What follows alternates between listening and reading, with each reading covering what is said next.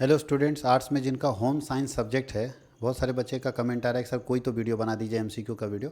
तो चलिए हम लोग जो इंपॉर्टेंट क्वेश्चन कल के लिए हो सकता है, कल चूँकि आपकी परीक्षा है, तो कल के लिए जो इंपॉर्टेंट क्वेश्चन हो सकता है उसको हम लोग एक बार थोड़ा सा यहाँ प्रैक्टिस कर ले। मल्टीपल चॉइस क्वेश्चन ज़्यादा से ज़्यादा प्रैक्टिस कर ले, ठीक है। तो सबसे पहला क्वेश्चन जो आपके पास यहाँ दिख रहा है, जो जैक में पूछा बस वही प्रैक्टिस करिए।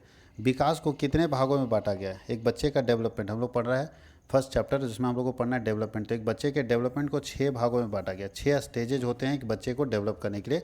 ये 2024 में पूछा हुआ क्वेश्चन है। दूसरा है, निम्न में से कौन क्रियात्मक विकास नहीं है? Which of the following is not a functional development? इसमें से कौन है जो फंक्शनल डेवलपमेंट नहीं है? याद रखिएगा। तो ये बोलना फंक्शनल डेवलपमेंट नहीं है। बोलने में कोई काम थोड़ी करना होता है। चलना, घुटने के बल चढ़ना, दौड़ना, पकड़ना, ये बच्चा फंक्शन करता है जब उठता है तो, लेकिन बोलने में कोई फंक्शन उसको नहीं करना पड़ता है।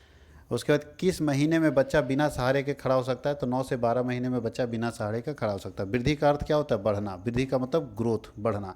बच्चों के कितने अस्थायी दांत होते हैं? बोलता है टेम्पररी कितना दांत होता है? तो 7 दांत होता है। जन्म के समय नवजात शिशु का औसत भार कितना होना चाहिए? तो 2.5 kg से लेकर 3.5 kg तक जेन्युइन होना चाहिए। अब कोई कोई बच्चा 4 kg हो जाता है, अलग बात है। 2 वर्ष से 6 वर्ष तक की आयु को क्या कहते हैं? तो 2 वर्ष से 6 वर्ष तक की जो आयु है उसको बाल्यावस्था बोलते हैं, चाइल्डहुड बोलते हैं। उसके बाद ये सब देखो, क्वेश्चन नहीं पूछ रहा है तो ये सब इग्नोर कर दीजिए। सब क्वेश्चन नहीं पूछ रहा है तो छोड़ दीजिए। मल्टीपल चॉइस जो है वो 2 देखा। यहाँ पे पूछेगा ग्रोथ और डेवलपमेंट में क्या अंतर, ये सब पूछिए, पढ़ना है आप लोगों को। तो इसका सब्जेक्टिव तो आप पढ़ते रहिएगा, ऑब्जेक्टिव की बात हम कर लेते हैं। अब यहाँ पे बोल रहा है, हाँ अब किसका बोलता है, डीपीटी का टीका किन रोगों से रक्षा करता है? डीपीटी का टीका जो है वो डिप्थीसिया और टेटनस से रक्षा करता है। डीपीटी का टीका जो है डिप्थीसिया और टेटनस से रक्षा करता है। निमोनिया शरीर के किस अंग को प्रभावित करता है? निमोनिया सीधा शरीर के फेफड़े को प्रभावित करता है, जो कि डेंजरस हो जाता है। ORS का घोल रोगी को कब पिलाया जाता है? ORS आप लोग पिए होंगे जब वो डिहाइड्रेशन होता है, यानी शरीर में जल की कमी हो जाती है, पानी की कमी हो जाती है, तो वैसे में ORS का घोल पिलाया जाता है। क्षय रोग फैलने का क्या माध्यम है? बोलता है tuberculosis is spread through which medium? क्षय रोग किस तरह से? दूषित हवा से। दूषित हवा मतलब आप वहाँ पता चला वोमिटिंग कर रहे हैं और उससे हवा उड़ रहा है या कीड़े मकोड़े उड़ रहे से फैलने का। लोहे से चोट लगने पर किसका इंजेक्शन दिया जाता है? तो टेटनस का इंजेक्शन। ये सब कॉमन चीज़ें जो आप जान सकते हैं। अब देखिए, डिथीसिया और कुकर खांसी से बचने के लिए कौन सा टीका लगाया जाता है? तो डीपीटी का टीका लगाया जाता है। किसका टीका लगाया जाता है? डीपीटी। WHO का फुल फॉर्म क्या है? World health organization. World health organization का फुल फॉर्म होगा।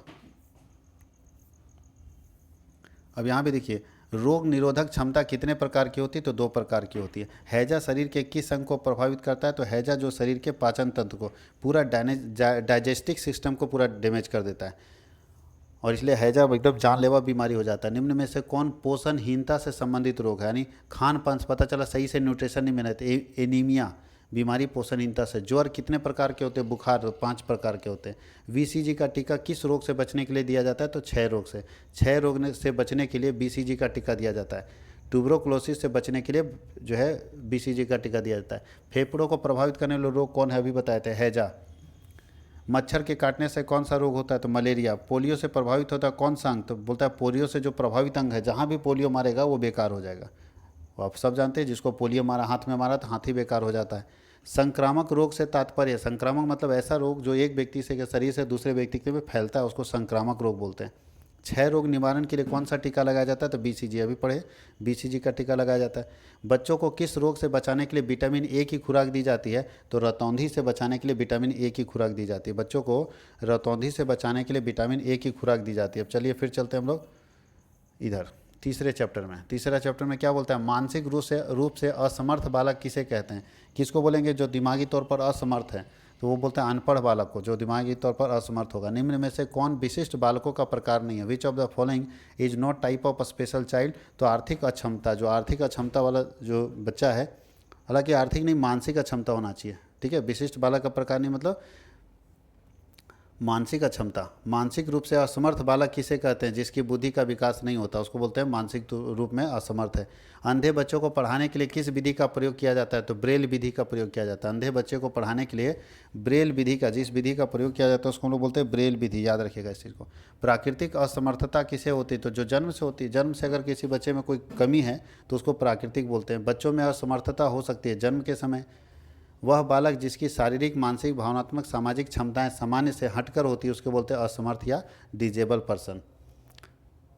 मंद बुद्धि नहीं पूछेगा, अच्छा पढ़ी लीजिए। मंद बुद्धि बालक की विशेषता होती है तो बोलता है मंद बुद्धि बालक दूसरों को मित्र बनाने की अधिक इच्छा रखता है। बेवकूफ़ आदमी संवेगात्मक और सामाजिक संयोजन होता है। आत्मविश्वास की कमी रहती है उसके अंदर। पिछड़े बालक की विशेषता बताई तो जीवन बोलता है समाज विरोधी कार्यों में प्रवृत्ति रखता है, जो पिछड़े बैकवर्ड चाइल्ड होता है वो। अब हम बात करते हैं नेक्स्ट चैप्टर की। तो नेक्स्ट चैप्टर में हम लोगों को एमसीक्यू पूछा जाएगा। देखिए चैप्टर नंबर 4 है। आईसीडीएस का उद्देश्य क्या है? आईसीडीएस का उद्देश्य है औद्योगिकीकरण, सामाजिकरण और मातृ और शिशु मृत्यु दर में कमी करना। ये तीनों। शिशु सदन को किस नाम से बुलाते हैं? शिशु सदन को आप किस नाम से जानते हैं? तो शिशु सदन को हम लोग किस नाम से जानते हैं? तो यहाँ ऑप्शन क्या क्या दिया है? अस्पताल, क्रेंच। तो जहाँ शिशु सदन होता है वो क्रेंच। क्रेंच वह जगह होता है जब कोई व्यक्ति, जैसे बैंक में कोई लेडी काम करती है, उसका 3 महीने का बच्चा है, तो 3 महीने का बच्चा को बैंक ले जाएगी, वहाँ क्रैच होता है, क्रैच में अपने बच्चे को रख देगी, उसको शिशु सदन बोलते हैं। ठीक है। आईसीडीएस की स्थापना कब हुई थी? तो 1975 में हुई थी। क्रैच में रखा जाता है, 0 से 4 साल के बच्चे को क्रैच में रखा जाता है, जहाँ एक दाई रहती है वो देख रेख करती है और आप अपना काम भी कीजिए। वैकल्पिक देख रेख जो का अर्थ होता है, वैकल्पिक देख रेख का मतलब आप खुद देख रेख नहीं कर रहे हैं तो किसी और व्यक्ति को, तो माता पिता की अनुपस्थिति में बच्चे की देख रेख करना, इसी को क्रैच बोलते हैं। बालकों की सुरक्षा को ध्यान में रखते हुए आया पर किस प्रकार की निगरानी रखनी चाहिए? तो कड़ी निगरानी। आया मतलब जो दाई होती है, जो संभालती है। ये सब तो खैर अलग चीज़ है, सब जैक में पूछा भी नहीं है। चलिए जैक में नहीं पूछा तो आगे बढ़ते हैं और अगले कुछ चैप्टर की तरफ चलते हैं।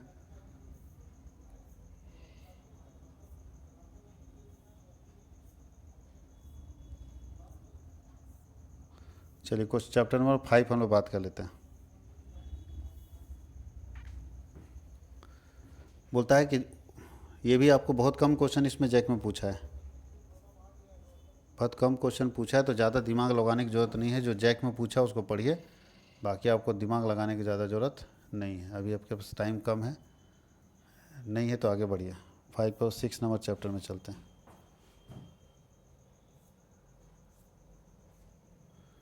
6 नंबर चैप्टर।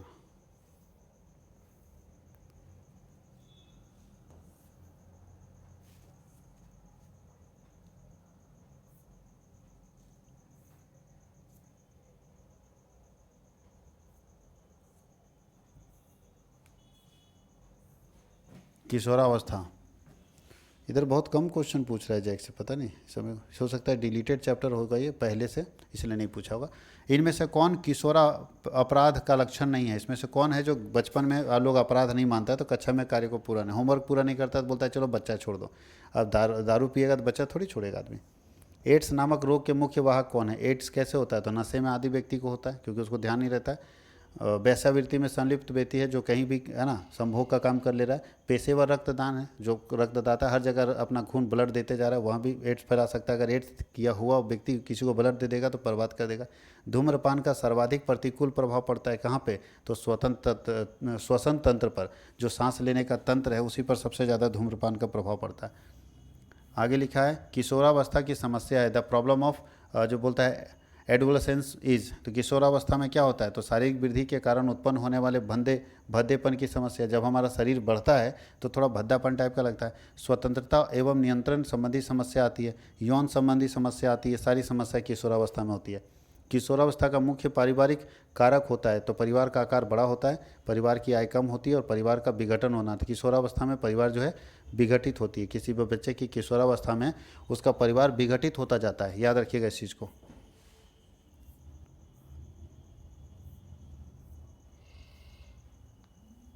अगला क्वेश्चन है कि प्रौढ़ावस्था की अवस्था नहीं है। किशोरावस्था जो है प्रौढ़ावस्था की अवस्था नहीं है।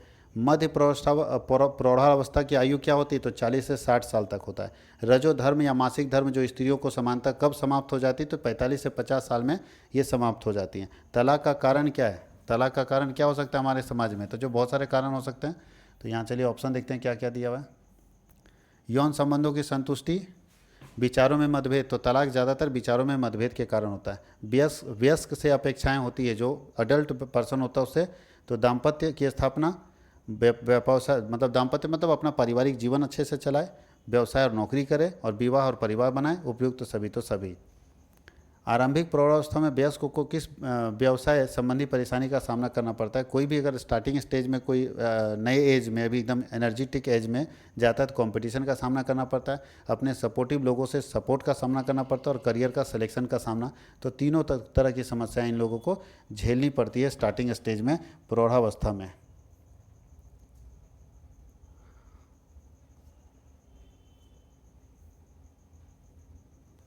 ओल्ड एज में क्या होता है? तो बोलता है वृद्ध मानसिक रूप से स्वयं को अनुभव करते हैं। जो बूढ़े लोग हैं अपने मतलब मानसिक तौर पर अपने आप को असुरक्षित महसूस करते हैं।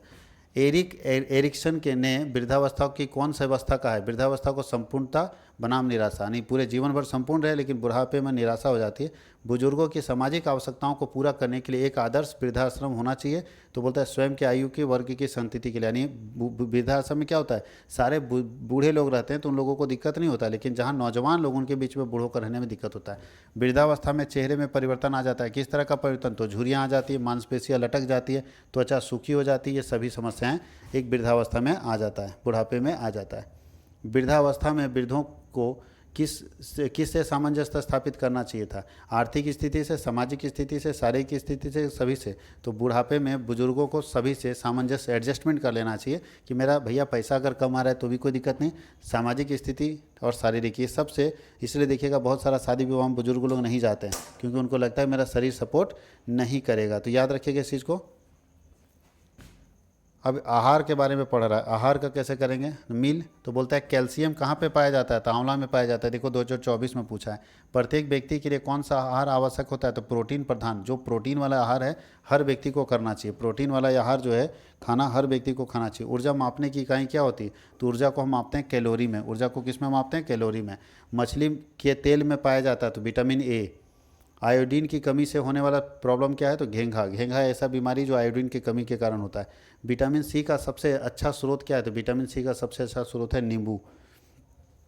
फ्रेश फूड विटामिन किसे कहा जाता है? फ्रेश फूड विटामिन जो है विटामिन सी को कहा जाता है। आहार आयोजन को प्रभावित करने वाले कारक कौन से हैं? तो यह है आर्थिक स्थिति। पैसा अगर रहेगा तब ना आहार खाएगा। जो कभी गरीब आदमी कहाँ से खाएगा फल? कहाँ से विटामिन सी लेगा? ध्यान रखिएगा ये पीडीएफ हम अपने एप्लीकेशन पर, कॉमर्स वर्ल्ड हजारीबाग के नाम से एप्लीकेशन, उसमें उसको इंस्टॉल कर लीजिएगा। उसमें इस पीडीएफ को डाल दिए। तो करना क्या, प्ले स्टोर में जाना है, कॉमर्स वर्ल्ड हजारीबाग के नाम से एप्लीकेशन, उसको इंस्टॉल कर लेना। उसमें अपना जब हम इंस्टॉल करेंगे तो लॉगिन करने के दो ऑप्शन दिखेगा, लॉगिन विथ व्हाट्सअप और अनदर मेथड। तो अनदर मेथड में जाना है, अपना नंबर डालना है, नंबर डालने के बाद ओटीपी आएगा, सबमिट कर देना है। उतना करने के बाद आपके पास ये बॉक्स खुलेगा, इस तरह का बॉक्स आपके पास खुल गया, जिसको होम पेज बोलते हैं। होम पेज में देखिएगा यहाँ 3 डॉट है, 3 लाइन है। 3 लाइन में क्लिक कीजिएगा तो यहाँ पे फ्री मटेरियल होगा, और फ्री मटेरियल में जाके आप देखिएगा वहाँ पे मॉडल सेट 2025 का एक फोल्डर दिखेगा। उसमें जब जाइएगा तो आपको ये पीडीएफ मिल जाएगा वहाँ पे, ठीक है। होम साइंस का पीडीएफ मिल जाएगा, तो आप वहाँ से ले सकते हैं। शारीरिक विकास के लिए क्या जरूरी है? तो शारीरिक विकास के लिए पौष्टिक भोजन जरूरी है। विटामिन सी पाया जाता है। विटामिन सी कहाँ पाया जाता है? तो आंवला में। विटामिन सी की कमी से कौन सी जो बीमारी होती है? तस्करवी होती है। गर्भावस्था में रक्त में किस तत्व की कमी हो जाती है? तो आयरन की। इसलिए देखिएगा जो गर्भवती महिलाएं हैं उनको आयरन की गोली दिया जाता है। संतुलित आहार न ग्रहण करने से क्या प्रभाव पड़ता है? तो संतुलित आहार न ग्रहण करने से शारीरिक क्षमता कम हो जाती है, भार में कमी हो जाती है, कमजोरी हो जाती है। पेचिश से पीड़ित बच्चों को दिया जाता है। बताओ, पेचिश अगर किसी को हुआ है तो उसको क्या दिया जाता है? नमक और चीनी युक्त तो पानी का घोल। नमक और चीनी का पानी का घोल दे दीजिएगा तो थोड़ा उसका शरीर थोड़ा ठीक रहेगा। निम्न में से कौन भोजन को पौष्टिक तत्वों से समृद्ध बनाने की विधि है? तो मिश्रण। जब हम खाने को मिक्स कर देते हैं तो वहाँ पे थोड़ा सा ज़्यादा फ़ायदा होता है। मिक्स करके अगर हम खाएंगे बहुत सारे चीज़ों को तो उससे हमको ज़्यादा पौष्टिक चीज़ मिलेगा। गर्भावस्था में आवश्यकता बढ़ जाती है। गर्भावस्था में किस चीज़ की आवश्यकता बढ़ जाती है? तो आयरन की। आयरन सबसे ज़्यादा चाहिए, गर्भवती महिलाओं को सबसे ज़्यादा आयरन की कमी होती है। गर्भवती महिलाओं को सबसे ज़्यादा कमी किस चीज़ की होती है? आयरन की। चलिए अब यहाँ आहार युक्त सुरक्षा 11 नंबर चैप्टर तक आ चुके हैं। शीघ्र नष्ट होने वाला खाद्य पदार्थ कौन है? तो मछली बहुत जल्दी खराब हो जाता है। विटामिन डी कहाँ से मिलेगा? तो सूर्य की रोशनी से मिलेगा विटामिन डी। आयोडीन जो है कहाँ से मिलता है? तो आयोडीन नमक से मिलता है। भोजन को छूने से पूर्व और पश्चात हाथ धोना चाहिए, तो बिल्कुल साबुन से। कीटनाशक दवाइयों का कुप्रभाव दूर करने के लिए सामग्री को अच्छी तरह क्या करना चाहिए? धोना चाहिए। भोजन को बचाना चाहिए किससे? मक्खियों से। पकाने के सही उपाय प्रयोग करने से प्राप्त होती है अधिकतम पौष्टिक। अगर सही से पकाएंगे खाना को तो ज़्यादा पौष्टिकता मिलेगी। खाद्य संचालक के किस पहलू से खाना बनाना प्रभावित नहीं होता है? तो ज्ञान से। निम्नलिखित में से कौन खाद्य के सड़ने का बाहरी कारक हो सकता है? क्यों खाद्य सड़ता है? तो बोलता है एक्सटर्नल पेस्ट के कारण। इनमें से कौन आहार संरक्षण विधि है? इसमें से कौन सा तरीका है जिससे हम आहार को बचा सकते हैं? निर्जलीकरण, मतलब निर्जलीकरण के लिए विकिरण करिए और हिमीकरण कीजिए। इसके कारण जो है आपका आहार सुरक्षित रह सकता है, बच सकते हैं आहार से। 12 नंबर चैप्टर है खाद्य समूह। देखिए इसमें भी जैक में पूछा है क्वेश्चन। हमें शीघ्र ऊर्जा देता है, बहुत जल्दी अगर हमको तुरंत में एनर्जी चाहिए तो ग्लूकोज तुरंत एनर्जी देता है, इसलिए देखिएगा लोग ग्लूकोज पीता है तुरंत। वसा प्राप्ति का मुख्य साधन क्या है? तो वसा आपको मांस और मछली से ज़्यादा मिलेगा। और हड्डियाँ और दांतों के निर्माण में कौन सहायक? हड्डी और दांत कौन निर्मित करता है? वसा। कार्बोहाइड्रेट नहीं। तो हड्डी और दांत जो निर्मित करता है वो कौन करता है? कैल्शियम। ऐसे भी आपको मालूम है हड्डियों के लिए कैल्शियम ठीक है। शरीर के ऊतकों का मूल आधार क्या है? तो सबसे ज़्यादा शरीर का ऊतक वसा से आता है। जल में घुलनशीलता विटामिन कौन सा है? तो विटामिन सी पानी में भी है। मानव शरीर में शक्ति प्रदान करता है कौन? तो कार्बोहाइड्रेट आपको पावर देता है। जैम जेली बनाने में आहार संरक्षण की किस विधि का प्रयोग किया जाता है? तो रासायनिक पदार्थों के द्वारा जैम जेली बनाया जाता है। दाल में कौन सा अमीनो एसिड नहीं होता है? तो मेथियोनिन नहीं होता है। केला में अधिक मात्रा में पाया जाता है फैट, वसा, फैट। जो केला ज़्यादा खाने वाला आदमी एकदम। अंडे कुछ की संतुलित जो है संयुक्त प्रोटीन है, तो अंडा जो है वो क्या है? ओवोमिशियन रहता है, मतलब उससे बोलता है आव ग्लोबिलिन होता है सबसे ज़्यादा। मक्खन में वसा की मात्रा लगभग 80%। मक्खन खाने से फैट बढ़ जाएगा। सब्जियों का उपयोग किया जाता है। सब्जियों का उपयोग सलाद के लिए भी, सूप के लिए भी, मिठाइयों के लिए, सब के लिए किया जाता है। सब्जियों का उपयोग सबके लिए किया जाता है। मिलावटी भोजन, चलिए इधर आप लोग पढ़ लीजिएगा, बहुत ज़्यादा नहीं। चाय पत्ती में क्या मिलाया जाता है? तो चाय पत्ती में हल्की पत्तियाँ मिलाई जाती है।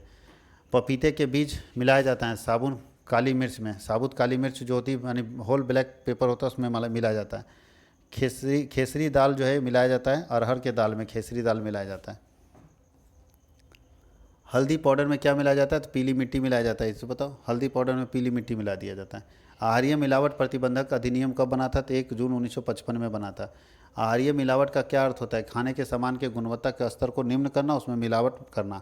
खाद्य पदार्थ पर दिया जाने वाला मानक प्रमाणन चिन्ह कौन है? किसको हम लोग FPO खाने के सामान पर चिपका रहता है। साबुत काली मिर्च में क्या मिलाया जाता है? तो पपीते के बीज मिला देता लोग, कौन ढूंढेगा अलग अलग। दूध में अधिकतर क्या मिलाया जाता है? तो दूध में पानी मिलाया जाता है। FPO का पूरा नाम क्या है? Fruits production order. अनाज में अधिकतर क्या मिलाया जाता है? तो अनाज में कंकड़ पत्थर ये सब मिला के भारी कर दिया जाता है। ये सब तो आप जानते हैं, ये सब कोई बहुत बड़ा चीज़ नहीं है। तो इतना सारा क्वेश्चन अगर आप कर लेते हैं तो MCQ लगभग आपका मैच करेगा, इससे बाहर नहीं जाएगा। आज मेरा तबीयत ठीक नहीं इसलिए हम आगे नहीं बनाएंगे। इसको आप देखिए अच्छे से और इसको बढ़िया से आप कमेंट सेक्शन में ज़रूर लिखिएगा कि कितना मार्क्स आएगा। कल एग्ज़ाम के बाद उसका सॉल्यूशन करवा देंगे।